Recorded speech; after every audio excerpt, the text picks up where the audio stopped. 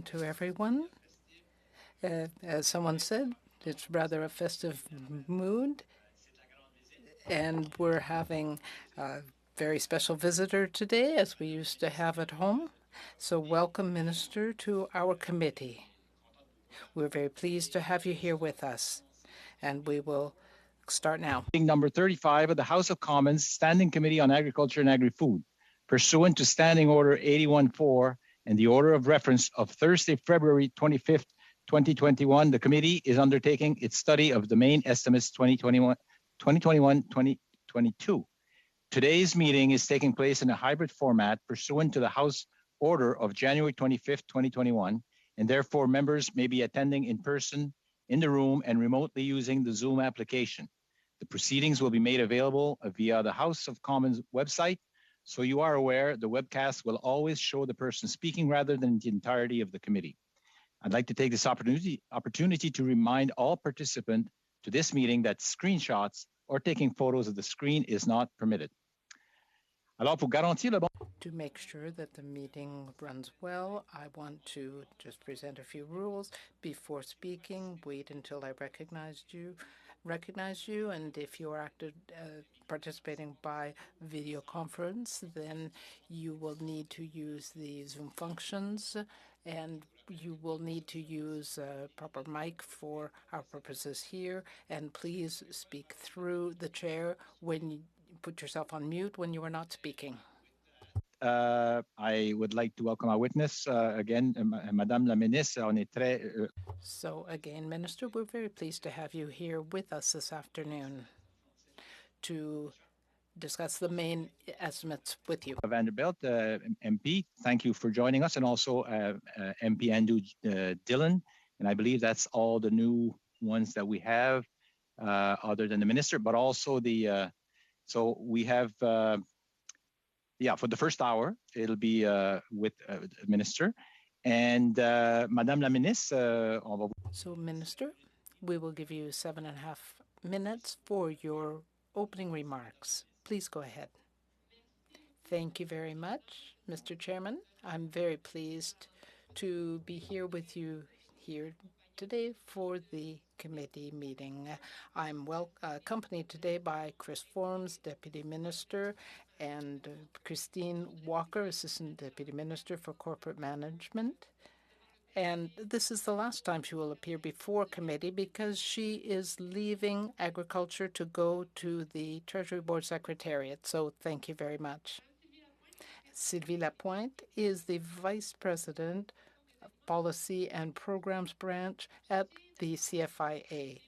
I first want to thank the committee for all of your efforts on behalf of the sector, and this includes food processing capacity, corporate risk management, and the environmental contribution of agriculture.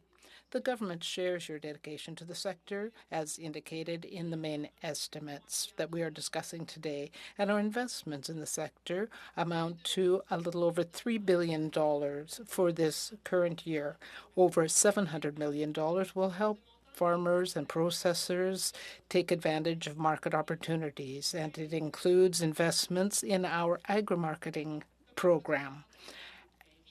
And this will help groups like oat producers from the prairies who have had record sales to Japan and Mexico in the last few years. $469 million for the third year will go to the Dairy Producers Payments Program to help our Canadian dairy producers deal with the effects of the European and Trans-Pacific agreements. This is a total commitment of $1.75 billion. We also have $600 million for science and innovation to help us support the work of our research clusters to help with antibiotics in pork, for example. $1.5 billion goes to help with the risk management programs. We're also improving our programs to better meet the needs of farmers. We are working to increase the agri-stability program to 80%. $100 million in new investments in the agriculture and food sector. The budget builds on agriculture measures announced under the Strengthened Climate Plan by committing funding to help farmers scale up actions on farm in the fight against climate change. We propose adding $200 million to the Agricultural Climate Solutions Program to put real dollars in the pockets of farmers who will launch immediate on-farm climate actions. For example, implementing practices to improve nitrogen management or increase cover cropping or rotational grazing. The budget also proposes to ensure the recently expanded Agricultural Clean Technology Program will prioritize $50 million to help farmers across Canada with grain drying through improved technology. It will allocate $10 million over 2 years toward powering farms with clean energy and moving off diesel. We know farm employers are struggling even more to maintain their workforces due to the pandemic. We have learned lessons from last year, and the vast majority of temporary foreign workers are arriving on time this year. To help workers and employers navigate the system as efficiently as possible, we now have a dedicated partner in Quebec, Dynacare. Vanswitch Health Resources that were affected to provide support to Quebec may now be reallocated to serve other provinces. Comme promis, as promised, the estimates included a commitment of $292.5 million over 7 years for payments to milk, poultry, and egg processors to deal with effects of the European Union and Trans-Pacific Agreement. There is a renewal also of our commitment to provide full and fair compensation for the repercussions of the Canada-US-Mexico agreement, and we're working with sectors in the supply managed areas to determine what those payments should be. Because of the pandemic, our farmers delivered record exports this year and are well ahead of the pace so far in 2021. To help them post another record year, the budget commits close to $2 billion to strengthen trade corridors, highways, railways, and ports. To keep the supply chain strong, we want to invest $20 million to maintain the extra CFI inspectors in the meat plants so we can eliminate the backlogs caused by the pandemic. To make sure farmers can take full advantage of the latest technologies, the budget commits an extra $1 billion to connect rural Canada to high-speed internet. Mr. Chair, as our significant investments in agriculture clearly demonstrate, our government shares this committee's vision of agriculture as a key driver for economic recovery and a key partner for the fight against climate change. While there have been some challenges, the sector has responded well overall to COVID. The outlook for the sector looks positive. According to data released by Statistics Canada yesterday, for the first quarter of 2021, farm cash receipts are already 15.5% up, and net cash income for 2020 rose by 36.5%. The main estimates will help the sector continue to grow by taking advantage of market opportunities, strengthening its competitive edge through investments in innovation, anticipating and addressing business risk, and supporting sustainable growth. Thank you, Mr. Chair. Merci, Madame la Ministre. Thank you. Thank you, Minister. For that positive news. And also, I think I've heard Mr. Steinley say that there was some rain finally coming down in Saskatchewan, which bodes well for our production. On that, we'll go to the question round, 6 minutes to start. And I believe we're going to have a split, Ms. Rood and Mr. Steinley. So go ahead, the floor is yours, Ms. Rood. Thank you, Chair, and good afternoon, Minister. Thank you for appearing at our committee today.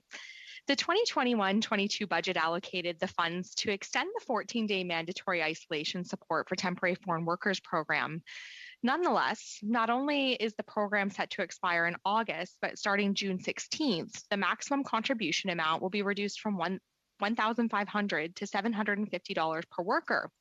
Now, international farm workers will continue to arrive in Canada for the fall harvest, even beyond August 31st, and farmers will continue to incur the same costs, but with only half the assistance that they're used to receiving. Your government is choosing to take away something that is extremely useful to farmers who are struggling with pandemic expenses. And ending the program in August before the government lifts its quarantine restrictions is unacceptable, really. It points to uncertainty for the future of Canada's agriculture sector, and it also threatens its food sovereignty. So, Minister, I'm wondering if you'll ask your colleague, the Minister of Finance, to amend the budget immediately to maintain this program in full until pandemic restrictions and quarantines are lifted. Thank you for the question.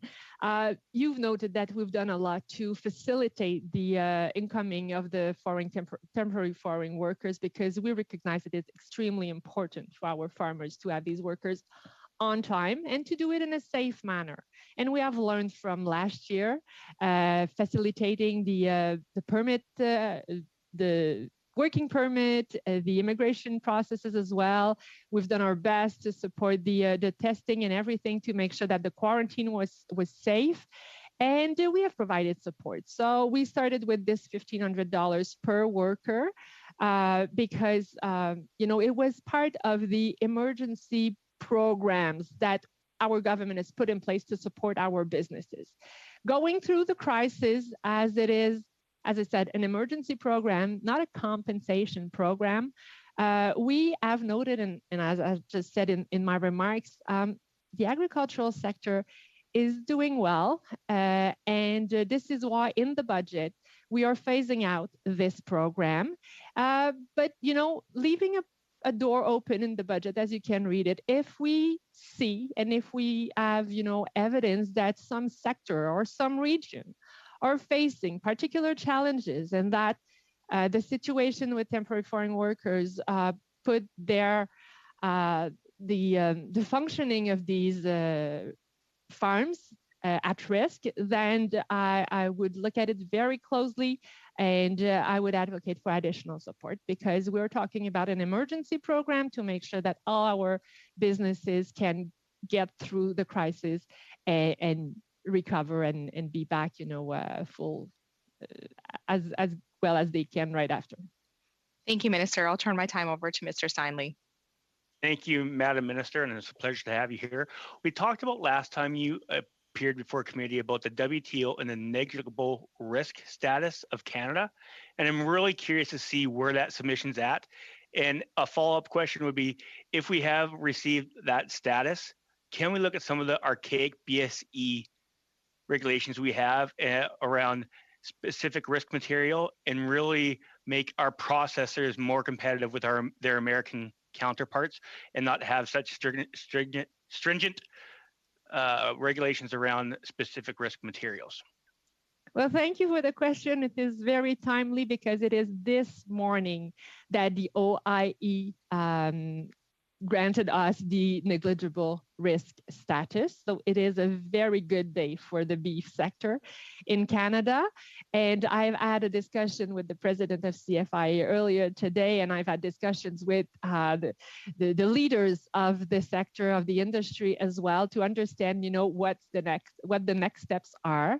What you noted, in terms of getting closer to the situation in the U.S. is definitely where we are would there be a timeline for that SRM reduction? And do you have any well, it's a priority to move step by step, but we have to be very careful, because if we move away some restrictions too fast, it could jeopardize our negligible risk status, and we could go back to the previous status, which is definitely not what we want. So we have to be extremely careful, but I have full confidence in CFI experts that we will do it the right way. But it's a big step today. Thank you very much. And if you do have any updates, I'd love for you to bring them to committee when you have updates. Another question is, you talked about the $200 million agricultural farm environmental money that's been set aside in this budget. We have been doing crop rotation, rotational grazing, zero tillage in Saskatchewan and Western Canada, and Canadian producers have been doing it for a long time.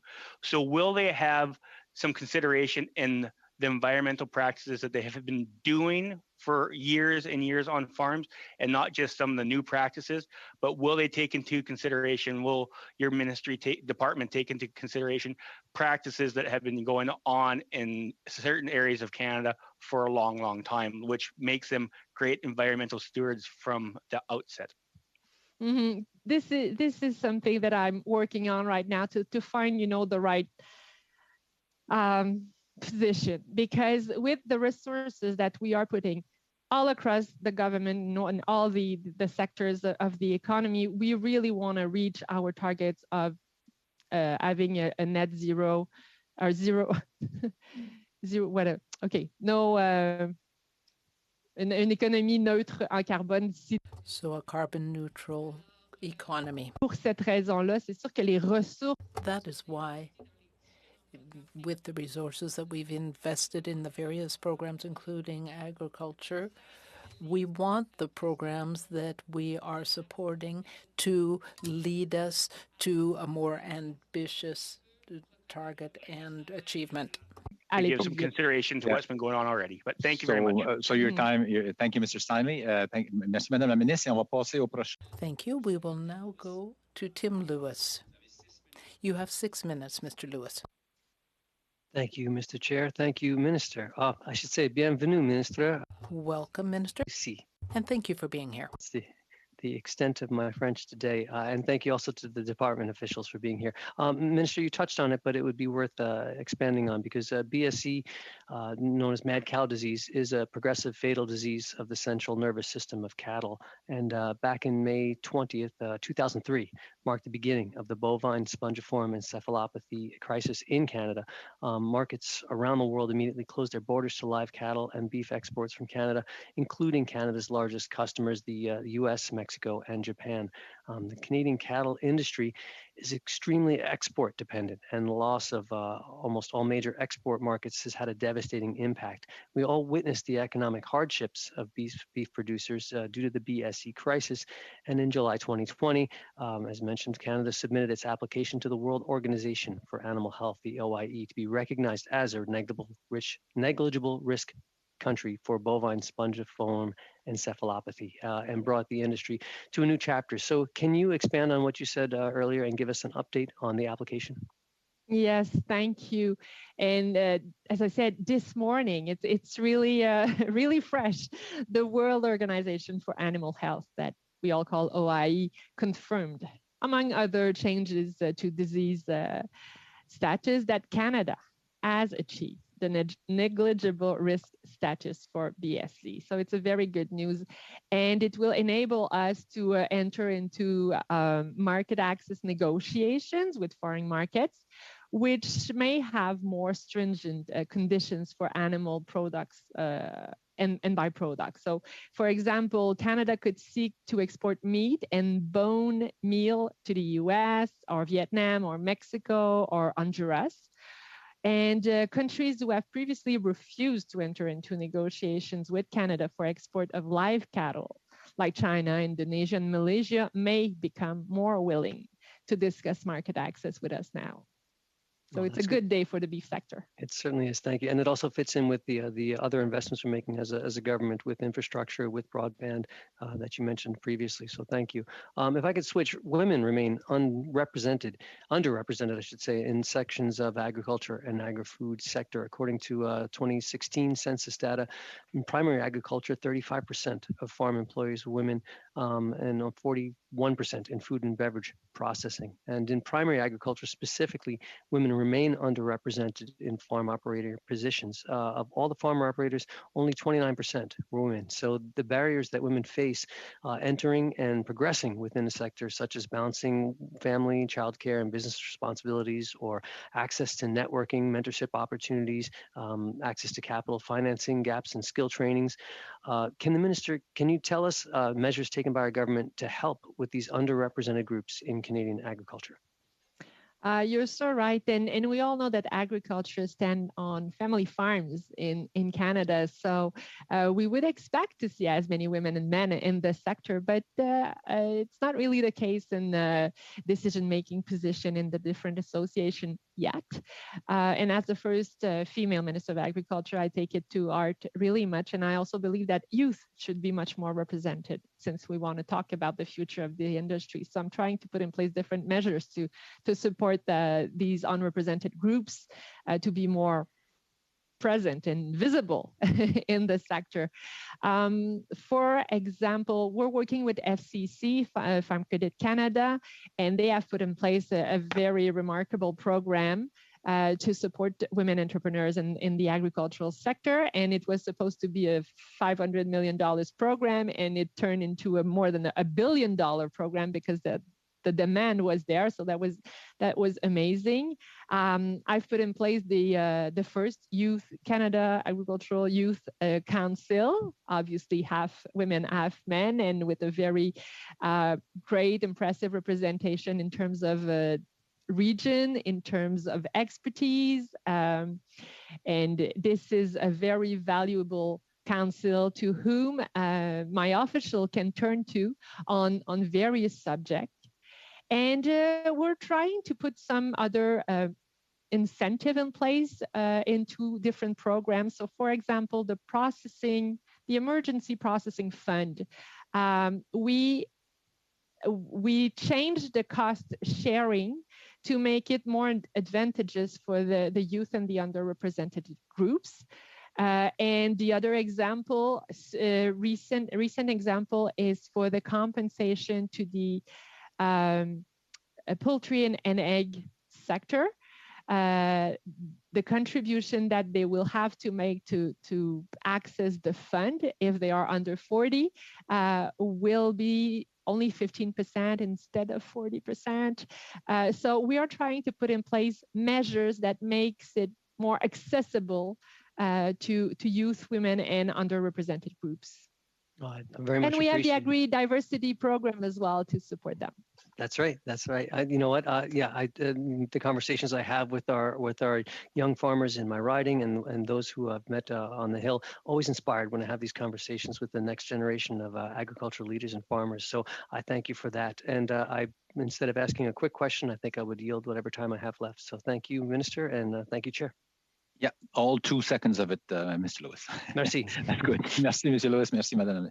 Thank you, Mr. Lewis. Thank you, Minister. Mr. Perron, you have 6 minutes now. Thank you, Mr. Chairman, and thank you, Minister, and the officials with you for being here today. And you look in fine form, Minister. You talked about compensation earlier, and I want to start with that. You talked about compensation. Is this the total compensation? So I'm talking here about for processors. So you're talking about processors, and the first 2 free trade agreements. So that is the total amount for the European Union agreement and the Trans-Pacific agreement. Okay. I don't want to be too critical, but that doesn't seem to be a great deal of money.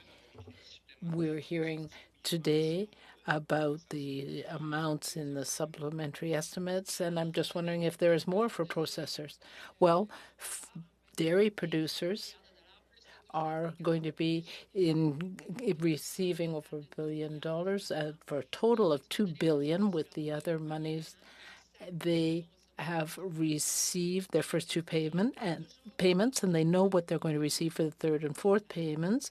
And this, again, is for the EU and the Trans-Pacific agreements, the effects of those agreements. And now I don't have at my fingertips the amounts for poultry and egg producers. That's fine. You can provide that. We have also indicated amounts for marketing compensation, and in the budget there is compensation for processors. Well, Is there any update on the other agreement? Well, we have squeezed the amount from 8 years to over 4 years, and that will be beneficial. Under the Canada, U.S., Mexico agreement, we will include compensation for that, and the timetable for those payments has not yet been established, even though the commitment is very firm. I understand. You referred a little earlier to emergency payments. Can we hope that there will be money earmarked for that? So if you could just give us some follow-up. There is, I think, $67.9 million for the processors fund, and right now there is no additional funding that is really earmarked for that. But in the economic update in the fall and in the spring budget, we made significant investments to help our farmers because we are listening to them and their needs, and we want to do everything that we can to adapt and to be able to succeed. Thank you. I hope that you will continue to do that because the needs are real. And you mentioned in answer to Ms. Rude earlier that there is, and I know that I would like the amounts to increase always, but you mentioned that there is money earmarked to help farmers. We know that the workers are coming in and that there have been people who have not been able to work because of the quarantine, and that's a problem in Quebec.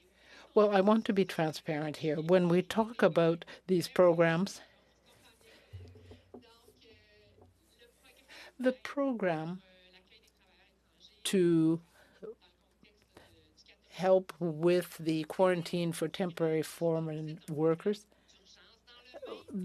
this was an emergency program similar to other emergency programs that were created for businesses in every sector, and wage subsidies and other types of programs. We want to help our businesses in every sector to get through this crisis and to be able to succeed. So when we compare the various sectors, we can see that agricultural businesses have actually succeeded better than many others during the pandemic. And we want to make sure that they can keep their heads above water. And so this is a compensation program to help them. In the budget, we announced that we would progressively reduce this program. We do want to help people in need in certain regions. And so where there is a need, then we will certainly reconsider it. I would invite you to keep that open mind and take a case-by-case approach, because if businesses can document their losses, we're just talking sometimes about a day or two of additional compensation, and sometimes that is a very significant amount for them. Thank you, Mr. Perron. Unfortunately, your time is up. Thank you, Minister. McGregor. Thank you very much, Mr. Chair. Welcome back to our committee, Minister. It's good to see you again. First of all, I just want to note that that is really great news to hear of the increase in revenue that we're seeing in farms. I think all of us can really quite celebrate that fact, and it's great to see that this year is on pace to beating the previous year. In light of that, though, I'm interested in just digging down a little bit closer into some of the numbers, because Your departmental plan doesn't yet have a result for the percentage of financially healthy farms. I think you had a target of 90%.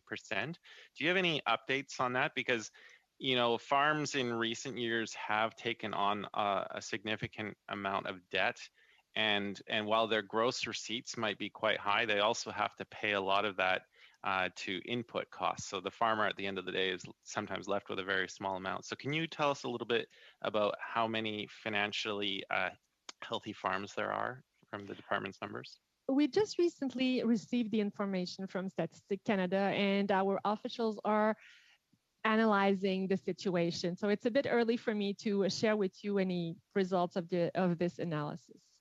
Okay. Do you have a timeline as to when that might be available for us? I would maybe turn to my deputy minister. Sure. Thank you, Minister. Thank you, Mr. McGregor, for the question. Yeah, we're certainly working in the coming months to do the analysis of the Farm Financial Survey, and certainly can share that as quickly as we have it available. That would be appreciated. Thank you. My next question kind of dovetails from that first one. It's just regarding the Agricultural Climate Solutions Program. I think we all around the table recognize that farmers are increasingly on the front lines of climate change, and it's great to see that financial resources are being made available to really recognize the key role that agriculture can play in combating climate change. Now, I note that this program, it uses sort of the living laboratories model in partnership between farmers and scientists, and setting up, little mini research stations across the country. Going forward, though, if looking into the next decade, we've been kind of stuck in this argument over the carbon tax, and I'm trying to find ways where we can maybe financially reward farmers for good agricultural practices. So, Minister, I guess in your long-term vision for how Agriculture and Agri-Food Canada is going to tackle this, do you see room for other types of policies in the future that will build on what the ACS is currently doing, where we could maybe reward farmers for good agricultural practices in the future, give them an incentive for following regenerative agricultural models, give them rewards for the amount of carbon they're sequestering in the soil, et cetera? Anything that you can talk about in that vein would be appreciated. Yes, absolutely. And you referred to the Agricultural Climate Solution Program that was announced. We already had our living labs. Yeah. And then with the increase in the budget in the fall economic statement, we now have $185 million to, how should I say, put in place more that kind of living labs across the country. And in this budget, you've seen an additional, over and above the $185 million, an additional $200 million that is directly, that is specifically dedicated to put money in the pockets of the farmers who are adopting better practices to contribute to reducing our gas emission or increasing gas sequestration. We are designing the program right now in consultation with the industry. And the idea is really to reward those who will be adopting rotational grazing or cover cropping or nutrient management, like the 4R approach. So this is really what we are doing. And there will also be the reverse auction. So the idea is that instead of having one seller and many buyers, there will be many buyers and one seller, the government, one buyer, the government. And the idea will be that for those farmers who will commit to protect a certain portion of their land, grassland, for example, forest, that they will commit to protect and to make sure that these are contributing to gas sequestration, we will pay them for. So it's another way for us to support, to reward those who are Perfect. the And right thing. I just want to sneak in one more question. It seems that our relationship with our American neighbors and the supply management issue, another thorn in our side this week with their opposition over our TRQ allocation. Just a brief statement on how this might impact future compensation for the CUSMA trade deal to our supply managed farmers, if it's going to have any impact you foresee. Well, we've been negotiating hard with the U.S. This agreement, and they are challenging us in the way that we are applying the TRQs. I am very confident that we are we do respect the rules as Canadians do. So we will let the committee, the Canada-American committee, do the verification, but I'm quite confident that we are following the rules. Merci, Madame Bibeau. Thank you, Mr. Thank you. And we'll move it to our second round. Et on va commencer avec Monsieur Le. We'll start with Mr. Leroux, who will be sharing his time with Mr. Epp. You have 5 minutes for both of you. Thank you very much, Mr. Chairman, and welcome, Minister. Thank you for being with us this afternoon. My first question, you mentioned $1.5 billion for business risk management programs. And, over the past few months, we have seen difficulties with processing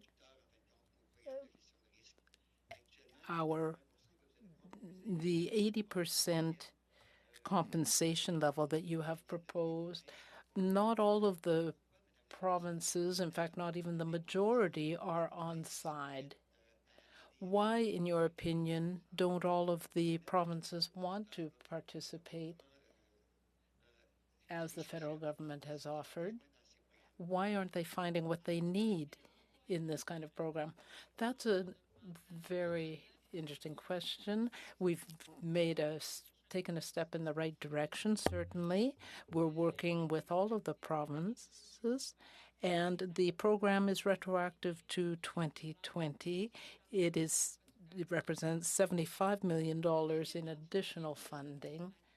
The offer is still on the table.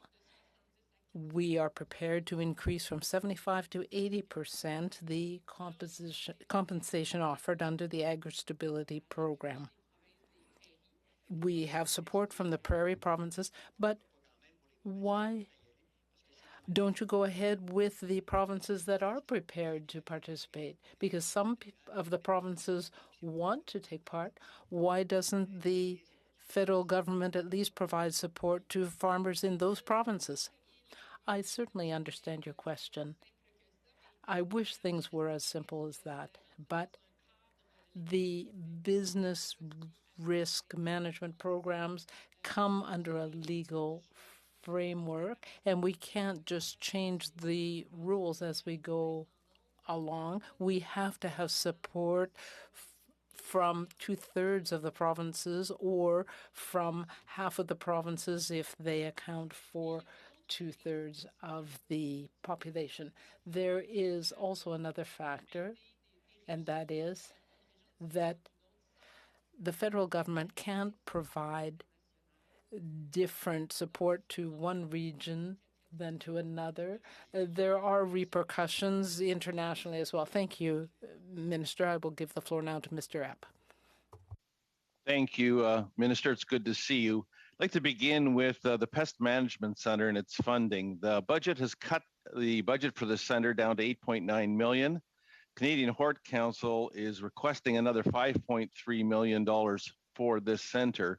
In particular, the reduced risk pesticide program has been reduced from 1.2 down to $200,000, resulting in the closures at Bouctouche, New Brunswick, the Delhi Station in Ontario. The testing capacity of this reduced risk program is down from 37 projects to 10 just a year.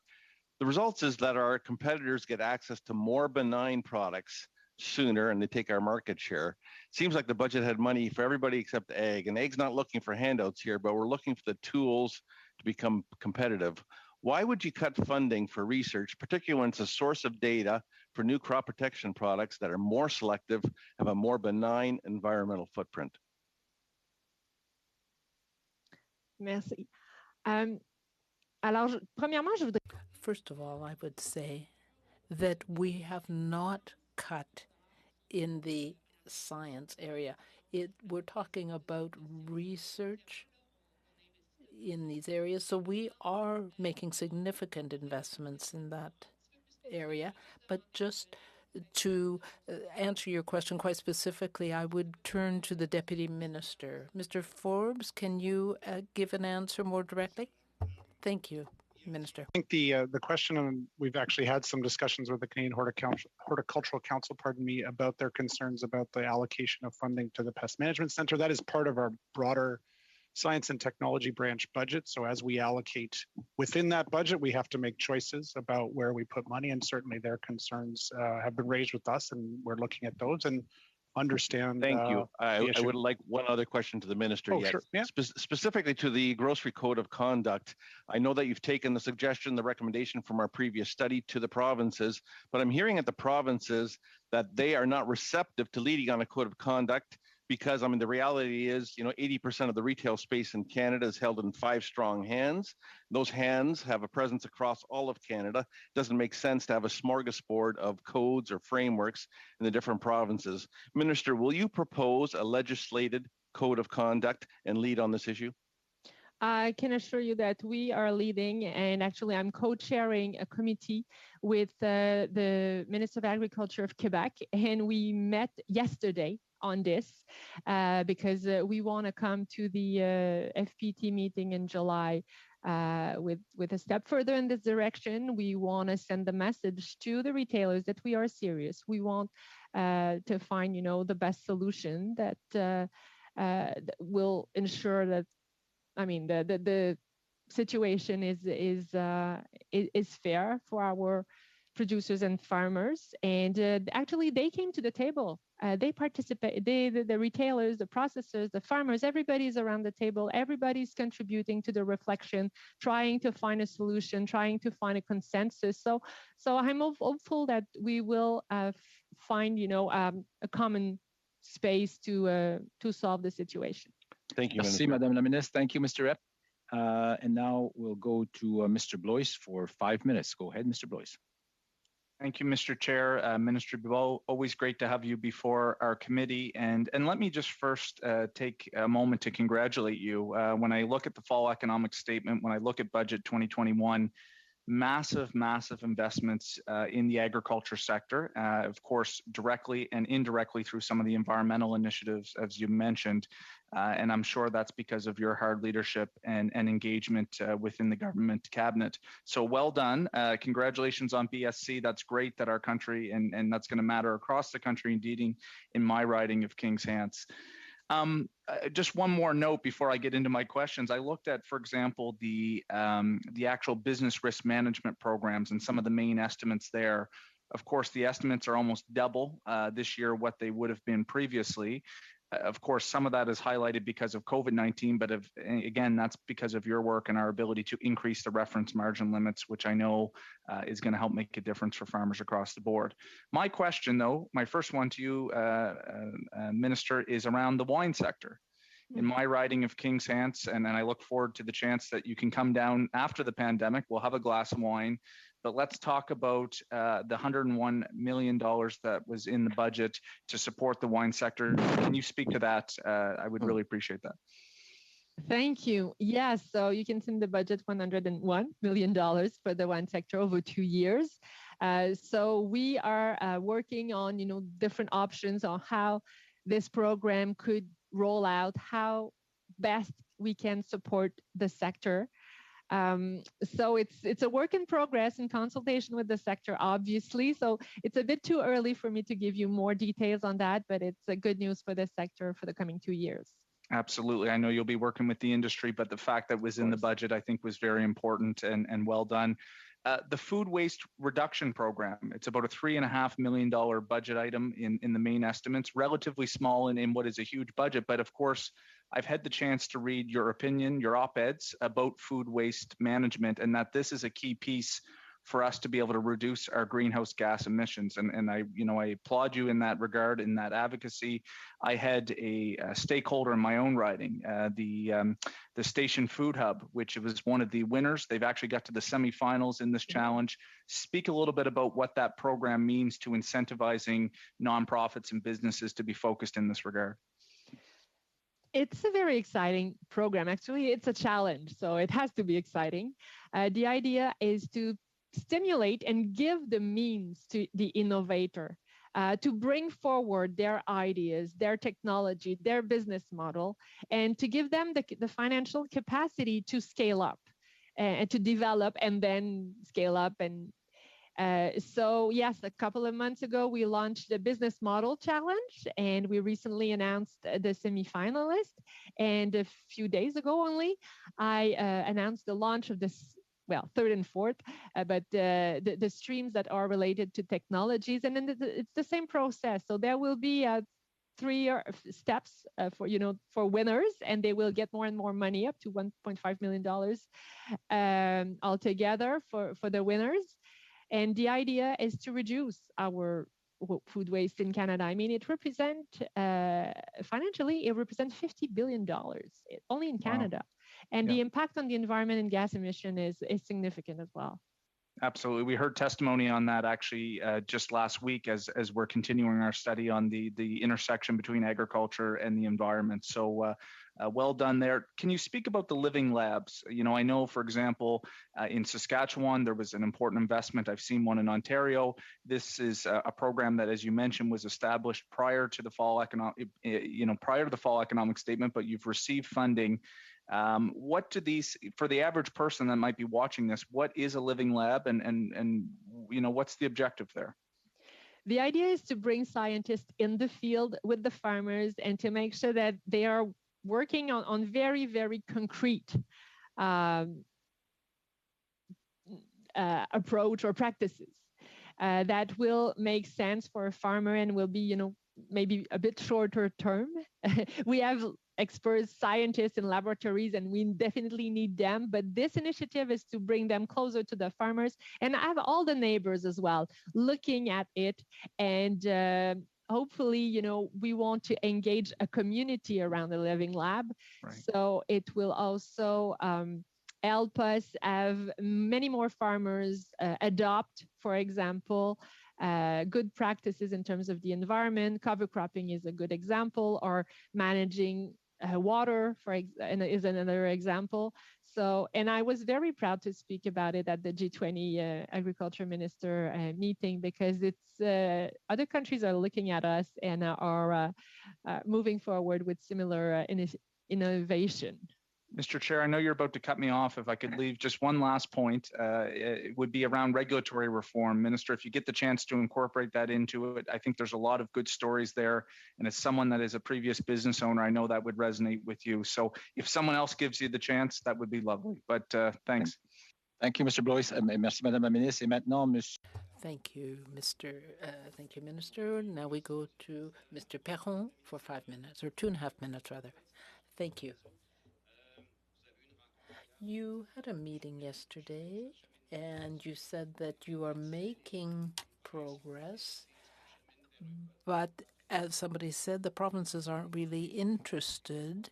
Are you hoping that there will be a deadline and the provinces will get on board? Well, I am working with Mr. Lamontagne. We're co-chairs, and there is really good participation. So we're getting both the retailers and processors, and we have had a lot of options put on the table. We're looking at whether this should be voluntary or mandatory and so on. There are various options on the table, and so we are working through that. Mr. Lamontagne and I are discussing this, and we are discussing it also with our counterparts in the provinces. I have a few questions. Or rather, we've had some questions today about the environment. We need to make some progress, but we also need to acknowledge what is already being done under the Business Risk Management Program. There have been suggestions to give a little bit more latitude to farmers. Do we need to give some upstream support to farmers in this area? Well, there are a number of possible responses to that. We can perhaps take steps to help when there is a poor harvest, for example. We can also work with Mr. Champagne's department, the industry and economic development department. So, okay, I understand that you are looking into solutions. I do have some other questions for you. With respect to exports, there is certainly a strong desire to increase exports, but we see the difficulties with the United States when it comes to agreement and compliance. We know that we have problems ongoing with certain aspects, including farm succession. And we hope that we can count on the federal government support in that area. This is something that is very close to my heart. I'm very sensitive to the needs in that area, and we are working hard in cooperation with others. You have a lot on your plate. Thank you. Thank you, Mr. Perron, and thank you, Minister. Thank you, Chair. I think I'm going to follow up on a question that was asked by Mr. Blois. The Cowichan region, which I represent, is a designated wine producing region. It got that designation officially from the BC government. We have the vast majority of the vineyards on Vancouver Island, and I'll have to send Mr. Blois a bottle of Pinot Gris to see how it measures up with his region. But what I did actually share information from Budget 2021 with all of the wineries in my region. And, the response I got back was that, they've all seen a collapse in sales over the last year. Some of them were not able to actually access any of the relief programs that were offered to many small businesses.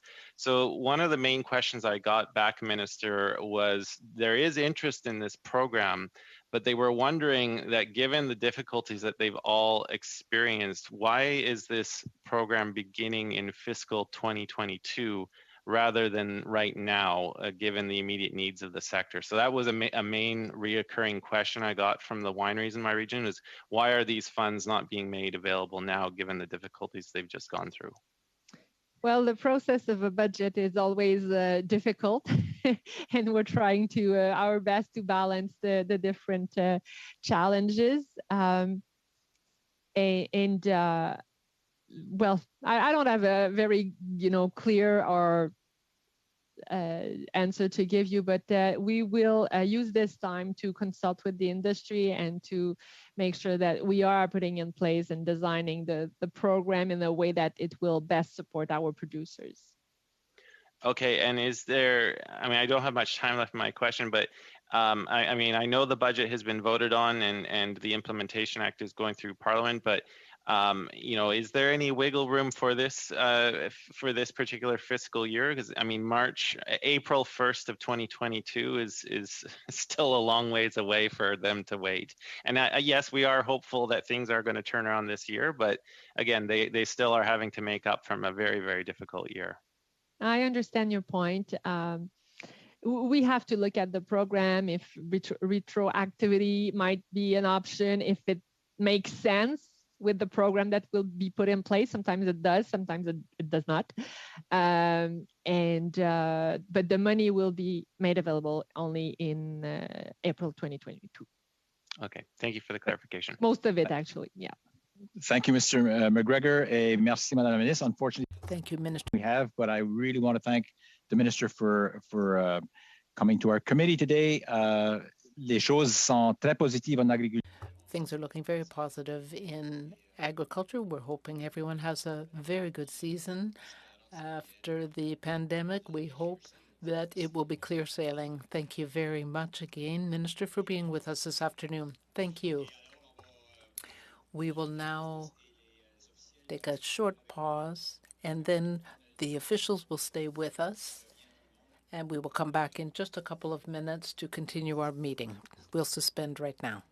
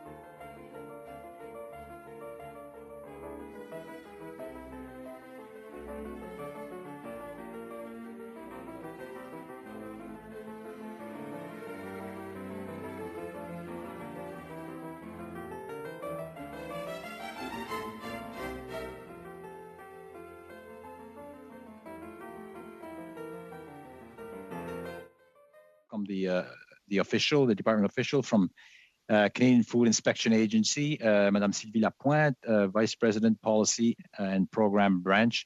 Welcome, bienvenue, Madame Lapointe. And also from Department of Agriculture and Agri-Food, Mr. Chris Forbes, Deputy Minister. Welcome again, Mr. Forbes, to our committee. And Ms. Christine Walker, Assistant Deputy Minister, Corporate Management Branch. Welcome again, and I believe it'll be your last time at Ag Committee, but welcome to our committee. So I don't believe we have an opening statement on that, so we'll go right to our question round. And let me just get my paperwork right. So we'll start with a 6-minute, Ms. Rood and Mr. Steinley. I believe you're going to split your time, so go ahead, Ms. Rood.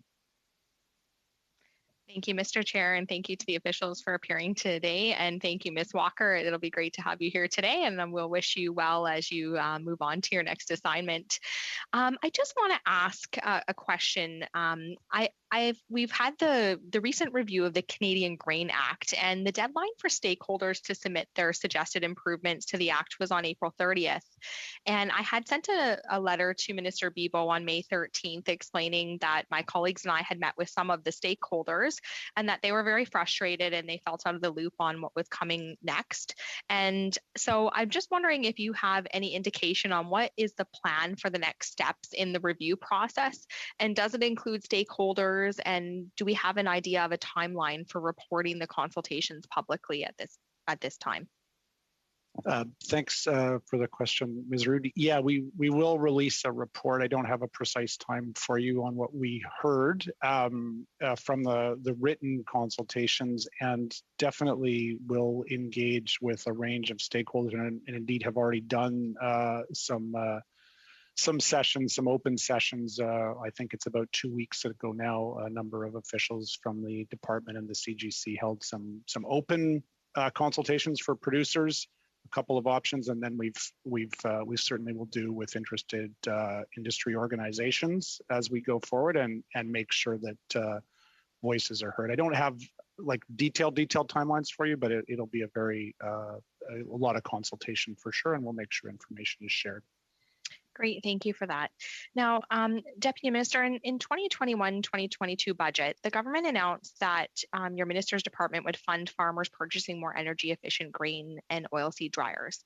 But my colleagues and I from farm backgrounds, as well as those of us who serve farming ridings, know that farms are businesses and that they operate on very narrow profit margins. And farmers work hard to keep their overhead and capital equipment and borrowing costs as low as possible to avoid eating into those slim profit margins. And we've heard some testimony at the committee prior that there are not more efficient, there's not new technology out there for grain dryers. So I'm just wondering if you can reassure this committee and the farmers that we hear from that the dryer program funding will not require farmers to trigger capital outlays or borrowing costs that will further narrow their profit margins.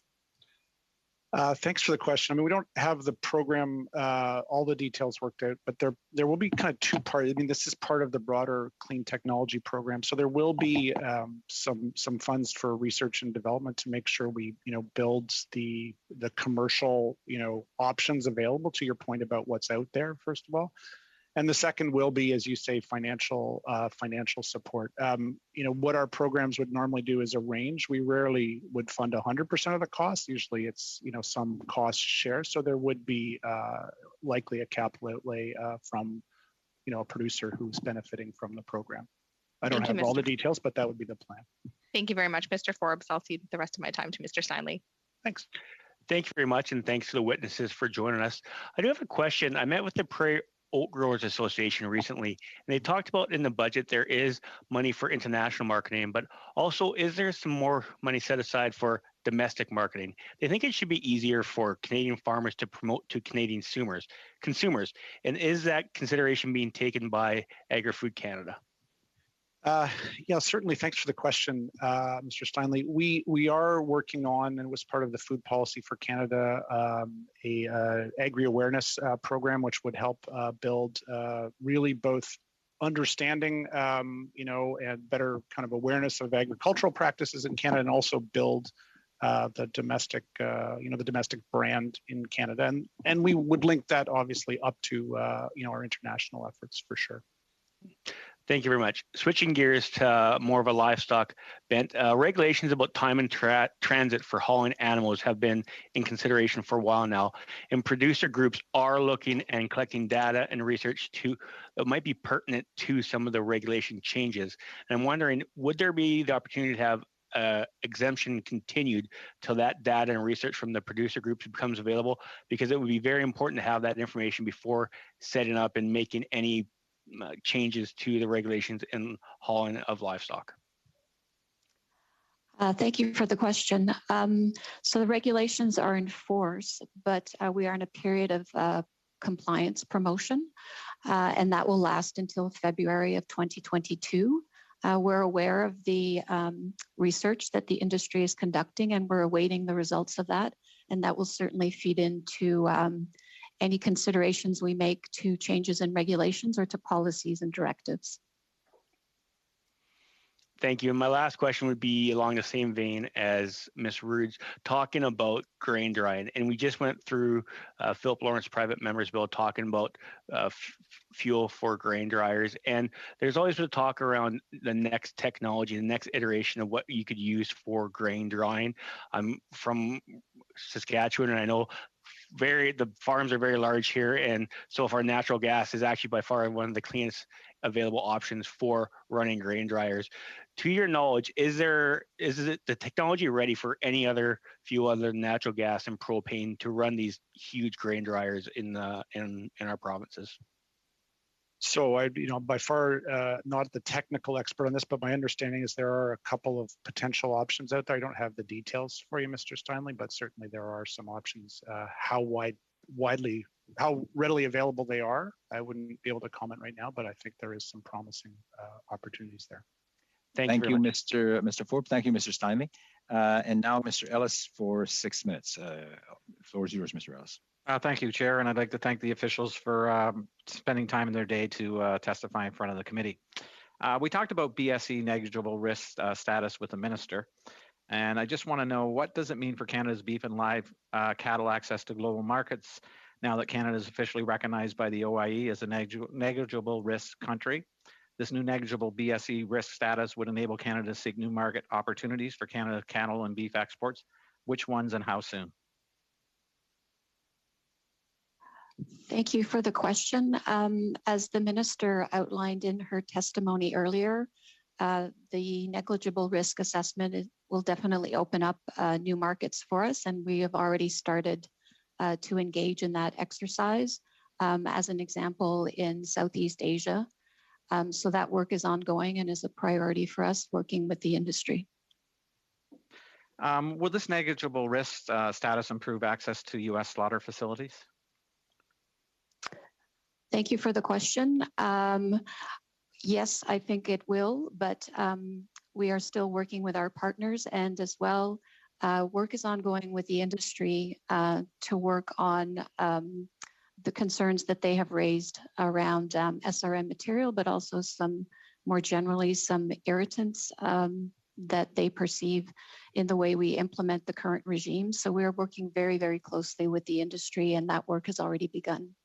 Okay, thank you. Can you provide an update as the status of the Local Food Infrastructure Fund and how the department is measuring success of how those funds have rolled out? And are there any future plans to continue it?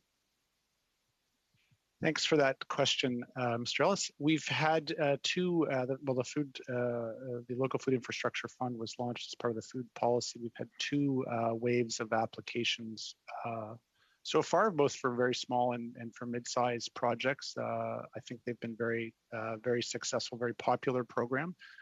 We are taking certainly from the applications that we have received and reviewed and approved an approach of lessons learned in terms of who the applicants are, what the sort of success stories are, and what the outcomes we're seeing, right? Who the beneficiaries are, and so. I don't have any details for you right now, but I think there are a lot of positive signs, and we're certainly keeping an eye on the program and looking on how we refine it. And of course, maybe to finish off by saying there will be future calls for proposal going forward, and we'll want to make sure that we adapt from the learnings that we have thus far. Okay, thank you. In Canada's north, food prices can be significantly higher than what the rest of the country pays. Additional factors such as isolation, social economic challenges make Northerners particularly vulnerable to food insecurity.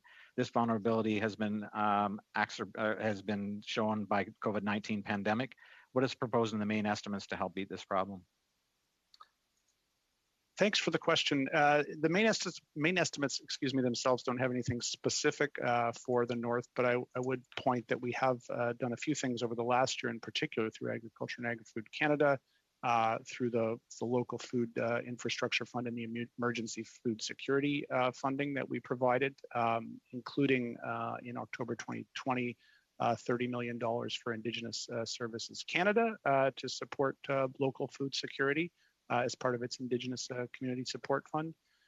We also, as part of last year's programming, had a surplus food rescue program, and 3 of the 9 projects that we had under that program were redirecting surplus food to Indigenous communities in the prairies and in Nova Scotia and also in Nunavut. So ongoing programming in our ministry, and of course, then Mr. Ellis, there are programs through Northern Affairs, Indigenous Services Canada, and indeed ESDC on support for communities and poverty reduction. Okay, thank you. That's the end of my questions. Thank you, Mr. Ellis. And now we'll move to Monsieur Perron. Mr. Terron, please go ahead for 6 minutes. Thank you, Mr. Chairman, and thank you to the officials for being available this afternoon. I want to start with exports. I raised that quickly with the minister a little earlier. To be able to have access to markets, obviously market access is important, and I want to talk about reciprocity of standards. Are there any measures on that? For example, beef, in the beef sector. Can you give me an answer on that? I think I will ask Ms. Lapointe to address your question. Thank you for your question. Yes, when we negotiate agreements with other countries, we have reciprocity standards in place. Well, are there compensation amounts to help our farmers, our producers have access? For example, in the case of Europe, were there any measures taken? Sylvie? I think I will ask you to answer, because at the CFIA, we don't actually have any role in that. In the department, we have funding, and we have a whole secretariat that works closely with the sector to engage with other countries to market Canadian products and to try to work around any barriers to marketing our products abroad that exist. If I take another approach, not just what is exported, but what about the products that come into Canada? We have certainly seen in the poultry area, we have cull hens, we have perhaps the need for DNA tests or something similar to make sure that our local production standards are respected? Yes. With respect to imports, the requirements are the same. We have the same standards, the same requirements for food safety. So we have the same requirements for imports as for domestic products. With respect to the cull hens, as you mentioned, We are working with the industry on DNA testing, but the tests are not complete enough to cover all the products that come in. And we also have challenges where fines are imposed in actually enforcing those. So we're working with the Border Services Agency, and over the past few years, we have seized products and we have imposed administrative sanctions for that kind of poultry. You mentioned that the testing doesn't apply to all species. That's not what I understood. Well, my understanding is that it doesn't cover all of the poultry that is in the market. It doesn't allow us to actually identify those cull hens. Can you talk about the review on the TRQs for Europe? I know people have been consulted. Will we be told about a new policy soon? Where are things at with that? We're talking about the TRQs for imports to Canada. Is that correct? Yes. That is the subject of consultations under international trade. So we are participating, but they are the ones that are leading. Thank you. In the last Parliament, there was an increase by $350 million for the Dairy Commission's margin of credit. So I wonder what happened with that. There was an increase, as you mentioned, the borrowing limit for the Canadian Dairy Commission, and that gave them the room that they needed to be able to deal with any surplus milk and other contingencies. We saw that during the pandemic, the market stabilized. So it is a kind of insurance that still exists and will be there for the future. Your 5 minutes is up. Thank you. I was looking at the time too. Thank you, Mr. Perron. Let's go ahead, Mr. McGregor. Sorry, Mr. Chair, was that for 6 or 5? Can you just confirm? Do I have 5 minutes or 6? Is it 6 minutes? Oh, 6 minutes. Okay, sorry. Sorry about that. No worries. Okay, thank you. Thank you to our witnesses, Mr. Forbes, for appearing, and Ms. Walker and Ms. Lapointe. As you know, our committee is also studying Bill C-205, and we did have the CFIA appear before the committee and express concerns about that bill, whether the organization would in fact have the resources to carry out the mandate that would be legislated upon it by that increase in under the authority of the Health of Animals Act. What I wanted to know is, if we were in a hypothetical situation where C-205 didn't exist, but the concerns that farmers have with risks to biosecurity are very much prevalent. The concerns that farmers have with trespassers coming on their property. I know we have some provinces which have taken initiatives in addressing these issues, but can you tell me, what policies or plans the federal department is currently engaging in to deal with those two issues, aside from what C-205 is proposing? Thank you for the question. So we are very sympathetic with some of the challenges that have been raised by farmers, particularly around mental health issues and trespassing issues.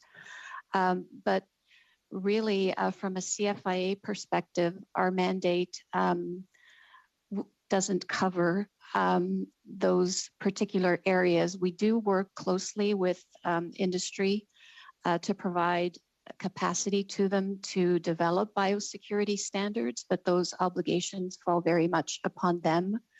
and so we continue to support that work. And I would just note that in terms of disease, animal disease, which is what we would be intervening on if something were to happen, that is our area of mandate, that to date we haven't seen any animal disease outbreaks that have been linked to trespassing. Great. Yes, and that was something that Dr. Comeau also noted. I guess, Mr. Forbes, maybe the next question. We did have Humane Canada, submit a brief talking about the other federal options that could be put into place. So they suggested providing strong support for the National Farm Animal Care Council's work to create standards, an increase of engagement on the NFACC to develop in the development of robust standards to meet the expectations of the Canadian public, support for the implementation and verification of adherence by Canadian industry. Anything you can comment on those recommendations? Is the department actively engaging in any of those areas currently, or has plans to in the future? I'm not familiar with the specific recommendations. I mean, I would maybe follow up on what Madame Lapointe was saying, and certainly these are issues that we follow. We certainly engage with our provincial counterparts on, and for a number of reasons, we are trying to make sure that for reasons of biosecurity and mental health, that we look at options to both improve, dialogue and I guess potentially standards down the road. But this is really a broader industry, federal, provincial, territorial dialogue. Okay, thank you. I'll switch gears. We've already had discussion about how there was an overall increase in crop receipts, but livestock did decline by 1.9% in 2020, and I'm assuming that was largely due to the huge bottlenecks we saw in processing capacity, that livestock weren't moving through the system. Can you confirm that? Yeah, I mean, I think you are right, Mr. McGregor. I think that probably obviously some of the processing challenges, which shut down temporarily a number of the processors over the course of the spring and early summer last year, fed into that. And then I think also we saw, particularly in the beef sector, probably not the same kind of price increases that we saw in other parts of the ag sector last year, right? So I think there were some challenges there. And we did just issue a committee report, and I know the government has not yet had time to respond to all of the recommendations that we made, but it is very well known that regional processing capacity was a major factor in this. Are there any updates you can give the committee on how Agriculture and Agri-Food Canada has taken steps to address that, so that if we're faced with another pandemic that shuts down major processing centers, we're not left in the lurch like we were last year? Mm-hmm. Well, thanks for that question. I think a few things. I mean, we have our existing programming, and obviously, that at a scale can often help with regional processing capacity. Just depending on who comes looking for financial support. I would also say that under the policy framework we have with the provinces and the territories, but thinking specifically about provinces, value-added capacity, I think, is one of the priority areas that was identified in the policy framework, and I would expect would remain a priority for federal and provincial and territorial governments for reasons that you point out, and also often for reasons of local food supply and food security as well. Okay, thank you very much. Thank you, Mr. McGregor. And now for the second round, Monsieur Lehoux, vous allez partager votre temps avec Monsieur. Mr. Lehoux, you have 5 minutes and you're sharing with Mr. App. Thank you, Mr. Chairman. And thank you for the witnesses' time this afternoon. My question is for Ms. Lapointe at the Canadian Food Inspection Agency to follow up on my colleague's questions about DNA testing. I want to raise the issue that you raised the cooperation that you have to have with the Border Services Agency, and of course we've had problems with the milk transiting over the border, and it seems like we're going to have significant imports now of milk. So do you have what you need, the resources to make sure that products don't come in that don't meet the proper requirements? Thank you. We are working closely with the Canadian Border Services Agency to address that challenge. We continue to work closely with them, and that is certainly a priority for us. But, Ms. Lapointe, do we need to take action? You're here before the committee. Should the committee perhaps raise the issue with the CBSA? If they don't have the budget that they need to deal with this at the border, then that's a problem, because if there is a problem, we're going to have a lot of trade disputes with the Americans. Well, thank you for that question. We certainly engage regularly with the CBSA in the various regions, as well as here in Ottawa. And we have a whole set of priorities that we work with them on, and the one that you raised is certainly a priority. So I think that they are very sensitive to the needs in this area. Thank you, Ms. Lapointe. You haven't really answered my question thoroughly. I have 3 border points in my area, so I'll raise these issues with the CBSA. I will now give the floor to Mr. App. Thank you, colleague Leahy. I'd like to begin with Deputy Minister Forbes. I again met yesterday with representatives from the fresh produce industry. And again, they raised PACA, Perishable Ag Commodities Act, that possibility with me. And I'm going to reference a response our committee received under your signature early this January, and it was written in response to a question from our colleague, Mr. McGregor, MP McGregor. I'll quote, "Furthermore, the evidence to date has concluded that a deemed trust would have significant insolvency policy implications and potentially serious economic consequences for all the fresh produce industry and other stakeholders," end quote. Can you please elaborate on the consequences, and then if they were addressed, could or would PACA become a possibility? Yeah, thank you. Thanks for that question. So I think when we've looked at this, I mean, there are a number of challenges with the proposals out there. One, I think that was referencing there was the potential consequences of creating potentially a priority treatment of one group over another could in fact lead for certain I don't know if the word is discrimination, but effectively make it more challenging to have creditors, because they would be worried about being pushed out of the queue, if you will. So I think the worry was more that by setting them up for special treatment, they could in fact end up being treated less equally compared to other groups. Thank you. I note in the AAFC's department plans for the year that one of the primary objectives is, advocating for addressing some international trade rules and barriers. So I'll pick up on the comment from my colleague from Yves Perron a bit earlier. Specifically, which trade rules or barriers will AAFC address within this objective? Have a quick response. Yeah, sure. I mean, I would say we tackle a range of non-tariff barriers and rules.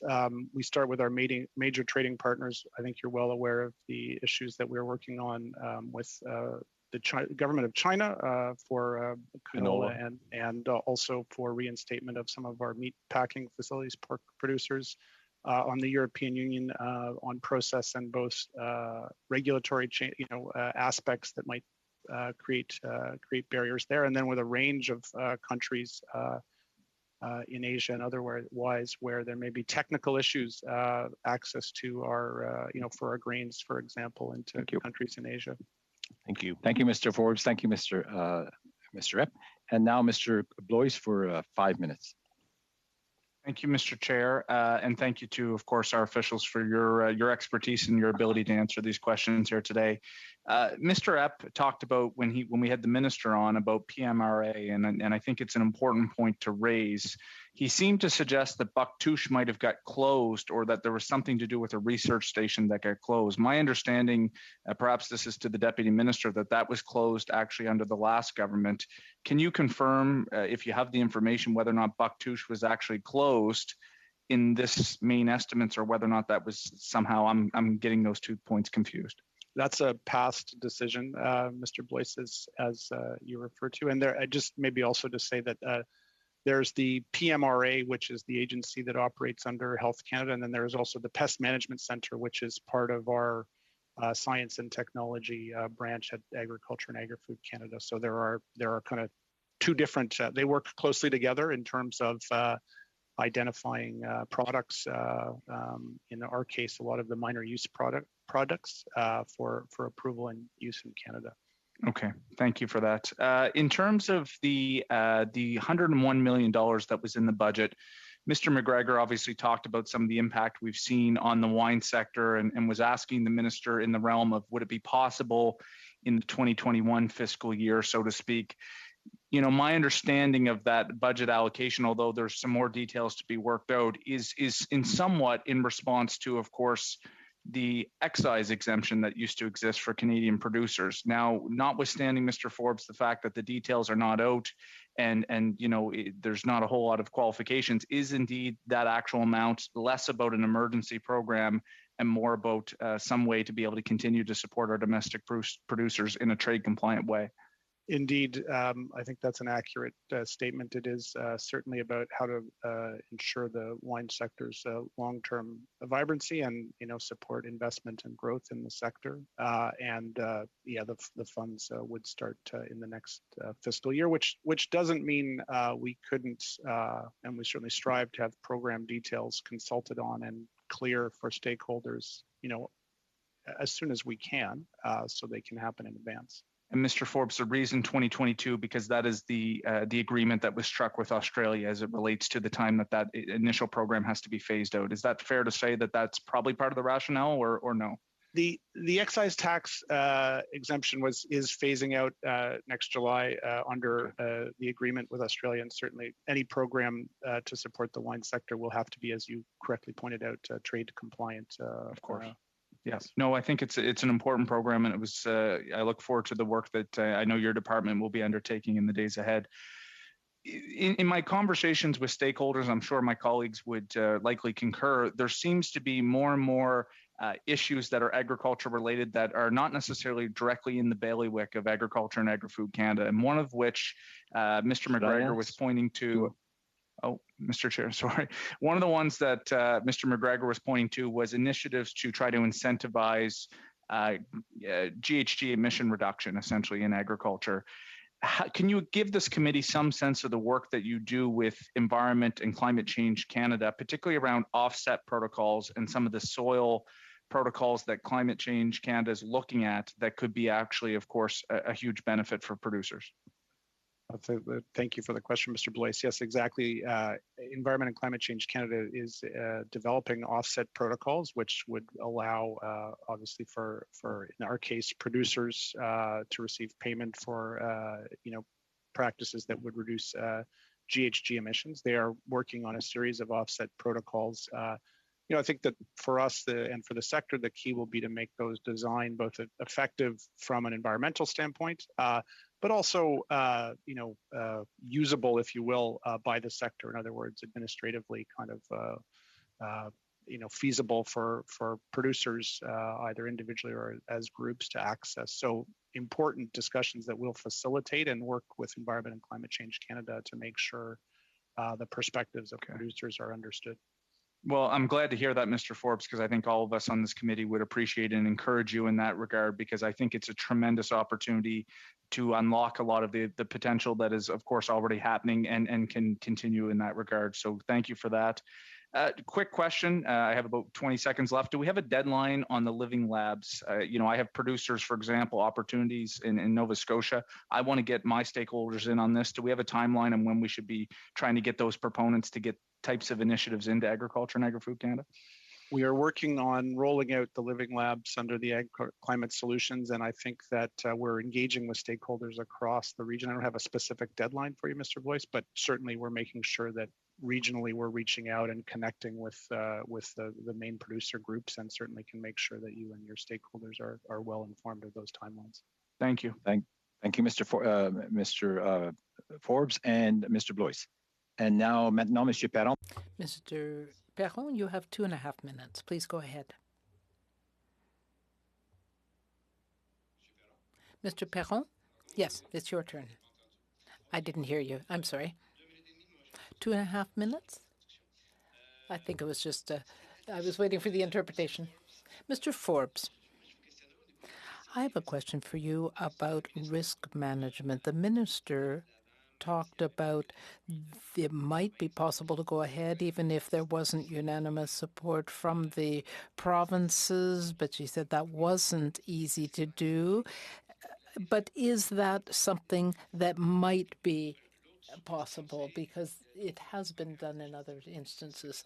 So you have the risk management program, and you have talked about giving businesses a little more latitude so that they can decide when they need to take steps so that they can become more efficient. On the first question, it is true that during the pandemic, we did have some exceptions to our normal rules, but our business risk management program is important, and we do want to maintain the rules, and we don't foresee making changes to the program other than increasing from 75 to 80% the limit. Now, regarding your second question, did you ask whether we were thinking about changing the standards? Well, reducing the number of programs and giving more latitude to businesses regarding the economic and other aspects. We are always open to feedback.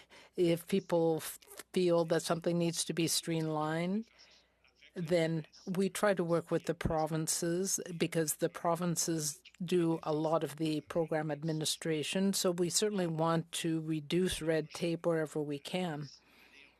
Over the next year, I and my team will be launching consultations on the next step. And so if we can reduce that burden, we certainly will. You mentioned earlier in answer to my colleague's question, work being done on China and canola. Well, we are working to make progress, and we're continuing to consult. I will conclude by just raising the same issue I raised with the minister, and that is compensation for producers that have lost money because Switch Health couldn't provide service in French, and then the quarantine was extended. So I just wanted to raise this with you as well. I was told that there was a possibility of having increased compensation. So just a quick answer, if I could. Thank you. I've heard you. Thank you. Thank you, Mr. Perron. For 2.5 minutes. Go ahead, Mr. McGregor. Thank you, Chair. I think I've only really got one question. Ms. Rood had asked earlier about the review of the Grain Act that was going on. My question is going to be regarding more the Canadian Grain Commission. I know they have that surplus investment framework that was accumulated over a number of years, and I know that their departmental plan shows that they expect another surplus for this fiscal year that we're in. Just regarding some of the strategic investments that have been made, like, do you expect the Canadian Grain Commission is going to make more strategic investments with this fiscal surplus? Or are they going to consider a reduction of user fees as have been called for by some stakeholder groups? So, I mean, I'll try to summarize what I can about how the Grain Commission is obviously independent from my authorities, but the Grain Commission has proposed a reduction in their I think about 3 or 4 user fees. I think earlier this month that would, based on their estimates, reduce user fees by about 30% over the next 3 years, 25 to 30%, or about $55 million, I think, is the total based on their current projections. So that's obviously a significant part of their plan. I don't have any details, Mr. McGregor, about any further surplus investments that they may be planning to make at this time, or uses of the surplus under their framework. Okay, but though I guess in the past, those strategic investments, they've contributed to better grain investigations and just making sure that our quality grading system is far better than it used to be, et cetera. And there's the harvest program that they use that producers can get their grain assessed, and they've expanded the range of assessments they do under that, I think, to the benefit of producers, yes. Yeah. Okay, well, I don't have a lot of time, so I'll end there, Mr. Chair. Thank you, Mr. Forbes. Thank you, Mr. McGregor. And we have time to complete the round today, so we'll continue with Ms. Rood for 5 minutes. Go ahead, Ms. Rood. Thank you, Chair. My colleagues and I keep hearing from all kinds of farmers about issues with the Canadian Food Inspection Agency. I've heard from fruit and vegetable producers, beef and pork producers, from poultry and egg producers, and they keep telling me that there's disturbing regularity and frequency that inspectors from the CFIA are inconsistent in their application of regulations, and sometimes they're even capricious in their inspections. So here's what I mean by this. We've heard producers tell us that they have seen the regulations applied in one way on one farm and quite differently on inspections on another farm in the same district, let alone in different provinces. And in some instances I've heard that CFIA inspection staff have no predetermined scientifically backed data to support consistent delivery of these expectations across the industry. So producers are just looking for simple fairness and consistency of application and inspection. And I'm also hearing from producers that some inspectors will change without any notice how they apply the regulations and inspections, and with little regard for science and research again. So I'm just wondering if you can reassure this committee and the farmers that I hear from that you will investigate how the CFIA applies these regulations and conducts inspection so that we can ensure that these inspections are done with consistency. Thank you for the question. Our inspectors are very professional. They work according to national standards that are established across all the different business lines. Of course, we hear that sometimes there can be issues on the ground, but we are open to hearing from industry and to working closely with them to make sure that we are addressing any concerns that they've raised. And of course, there is also a recourse to a complaints and appeal office if there are significant concerns that are being raised. But certainly consistency across all business lines is something that we strive, and to do so in an open and transparent and fair way. Thank you for that answer.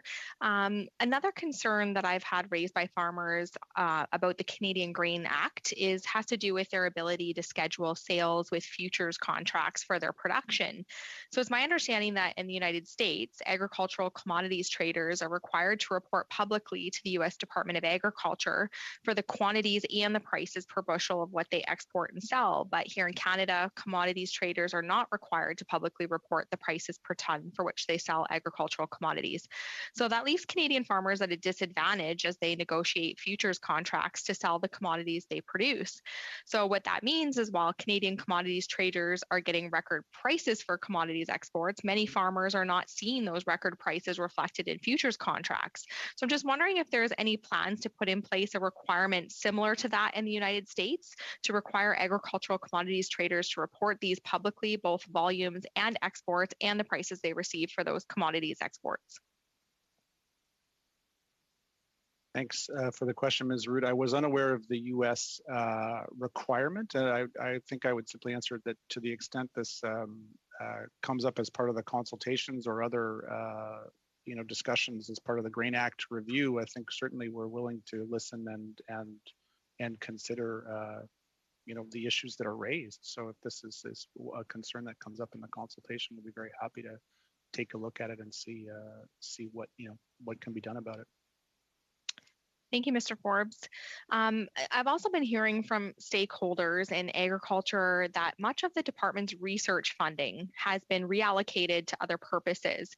And, the industry is concerned that the department appears to be offloading its research funding role to the private sector, and that the private sector will want to protect the results of this research as intellectual property. So, Deputy Minister, I'm just wondering if you could comment on the extent of the department's funding research to support farmers, producers, and processors in the agriculture and agri-food sector.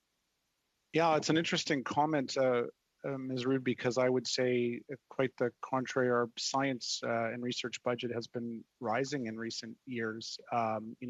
We're in the midst of, towards the tail end of a big increase in staffing to hire more research scientists across the country. The funding for areas like the agri-science clusters and other projects has been in worst case stable, in some cases rising, and we've talked a bit about in previous answers about the living laboratories, which is an increase in our activity. So I would say overall, I think our science and research funding has been growing, and our staffing has picked up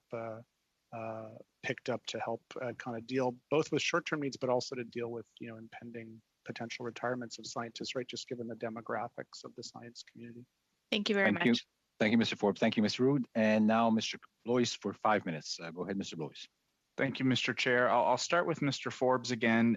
This committee put forward the processing study, or at least it was tabled in the House of Commons.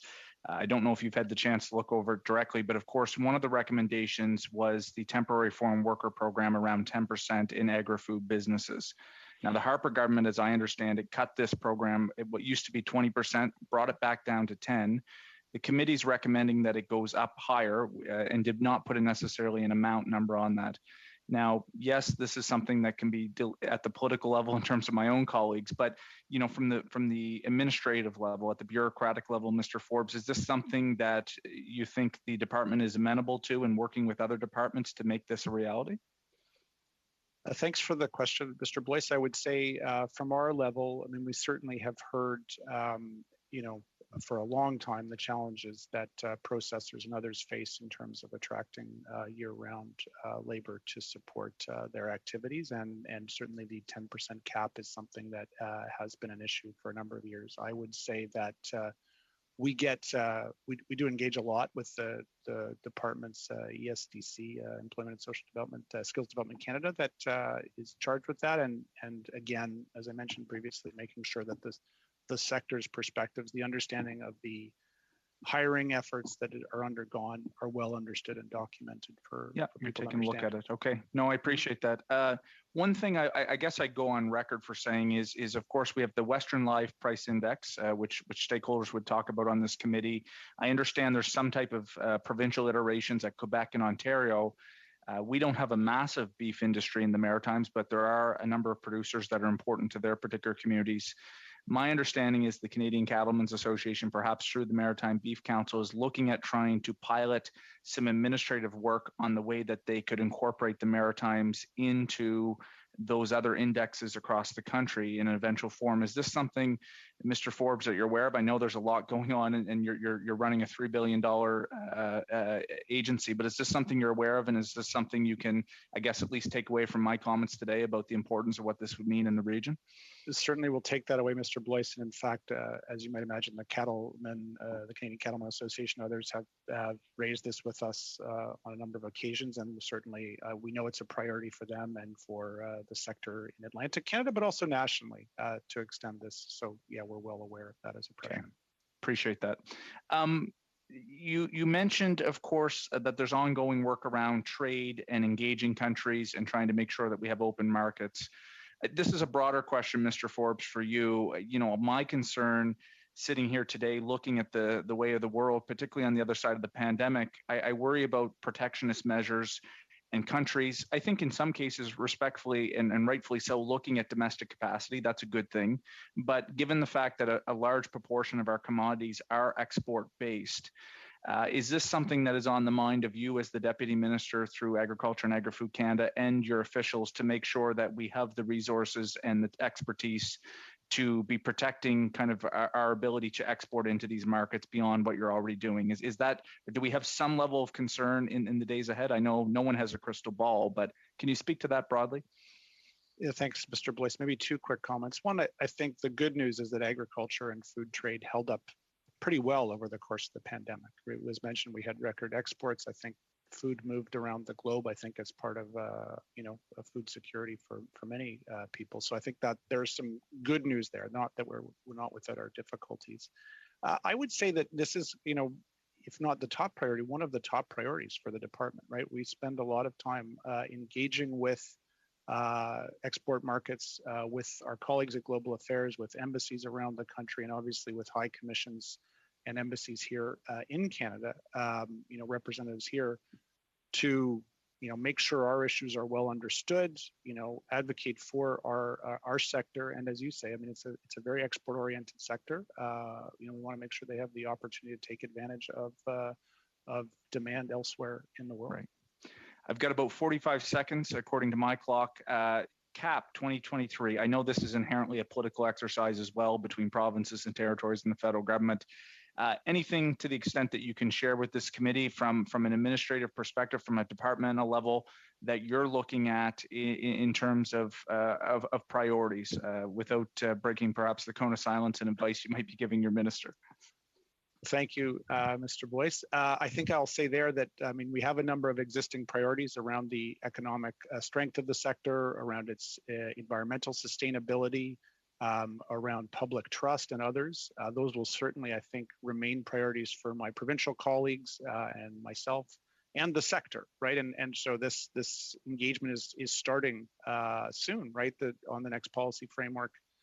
Provincially, it's happening. Federally, it will happen with stakeholders. And I think, what we'll see is I think there's a great alignment of federal and provincial priorities and with the stakeholders, with the sector. And I think, we'll try to refine and deepen some of the successes we've had over the past frameworks. Thank you, Mr. Forbes. Thank you, Mr. Chair. Thank you all. And that is the end of our question round. And I want to thank from the Canadian Food Inspection Agency, Madame Sylvie Lapointe, Vice-Présidente, Paul. Vice President. Madame Lapointe. And also from the Department of Agriculture and Agri-Food, of course, Mr. Chris Forbes, Deputy Minister. Thank you again for coming to our committee. And Ms. Christine Walker, Assistant Deputy Corporate Management Branch, who will now leave for Treasury, I believe. We really want to wish you a good future in your new endeavor. So I'm sure on behalf of all the committee, we wish you the best. So you can be excused, I guess, the official will, I'll ask the members to stay so we can vote on the main estimates. So I believe you've all had the paperwork with that, and you know pretty much how this works. So we'll go to the different votes. And if you're all ready, shall vote number one under Canadian Dairy Commission carry. The amount is $3,070,826. Division? Okay, so I guess so. All in favor, show or unless Madame la Greffière, do you want to hold the vote, or does that work? We show hands and then. Well, you don't need a recorded division if it's on agreement with division. I heard Ms. Rude just mentioned on division. So if usually the votes are agreed to on division, so we don't need to do a recorded vote unless somebody asks for it. Okay, so just a show of hands then. Is that okay with the committee? Just on division, Mr. Chair. On division. I think you would Just read them, pass on and division. Ms. Rude will say on division, and we can all get on to our supper and all that good stuff. Okay, heard you. Okay, thank you. So we've got that recorded, Madam Clerk? Yes. That first vote? Okay. Shall vote 1 carry under Canadian Grain Commission, shall vote 1 under Canadian Grain Commission carry, 3,927,927. Yeah. Are we all in favor or? On division, Mr. Chair. On division, okay, Ms. Rude, thank you. Okay, and shall vote 1 under Department of Agriculture and Agri-Food carry. On division. Okay, on division, okay. Vote on that one, Madam Clerk. And shall vote 5 under Department of Agriculture and Agri-Food carry. On division. Okay. Got Leanne that, is our designated caller. I see a lot of head nodding. Okay. Shall vote 10 under Department of Agriculture and Agri-Food carry. On division. Okay, so that's the end of our votes. So shall I table the estimates to the House? No division on that one? Okay, we're all agreeing for that, so I'll probably table it tomorrow, I assume. So with that, Thank you, Mr. Chair. Thank you all. And I guess final word of parting is go Habs go. Do I hear on division on that? Definitely on Definitely division on on division. that. On division. Okay, well let's get at it. Thanks everyone. We'll see you next week. Have a good weekend, Bye now. everyone. Have a good weekend.